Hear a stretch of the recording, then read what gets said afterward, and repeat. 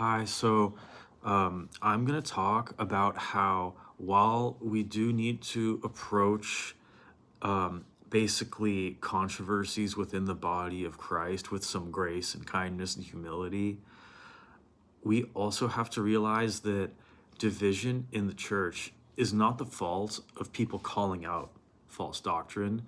It's not the fault of people calling out deception or wolves. Disagreement and division in the church is 100%, okay, maybe 90%. It's the fault of the people who are preaching false doctrine, who won't take a stand, who are letting wolves into the congregation, who are wolves. These people basically use righteousness as a cloak for their evil, right? So if you call them out like repeatedly, they don't listen, then you get a little angry because it's like pretty obvious what they're doing is they're hiding. Then they flip it on you and they say, oh, that's not very gracious, not showing a lot of love there. You're being really judgy. But think about it.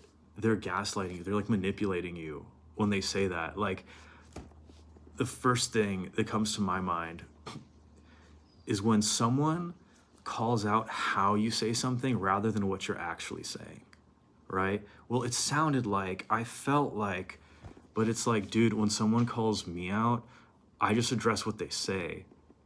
And then their attitude is all just either in favor, is like, if what they're saying is wrong, if they have bad intentions, and you kind of call out the intentions. But if someone is mad and they're trying to correct me, but it's in good faith, it like doesn't matter to me if they're mad or not, because either they're right or they're not, right? So the truth is like a lion, right? You just like let it out and it does its thing.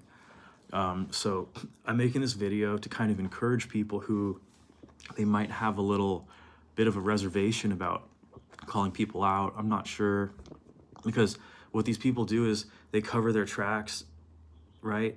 So it's like they kind of make it seem like it's your fault, right? And so then you kind of make peace with them and you're like, wait, was that my fault? And like, I'm here to tell you that, okay, maybe it was your fault. I don't know you, right? But the thing is like, when you see that kind of like the card game going on emotionally, that is a huge red flag. And you've got to really be aware of those type of people, okay? Because if someone comes, charging in the front door, you know what that person's about, but if someone invites themselves in, they sweet talk, try to make peace, that is really where the danger lurks, right? Wolves in sheep's clothing, right? Not wolves in wolves' clothing. All right. God bless. Have a good one.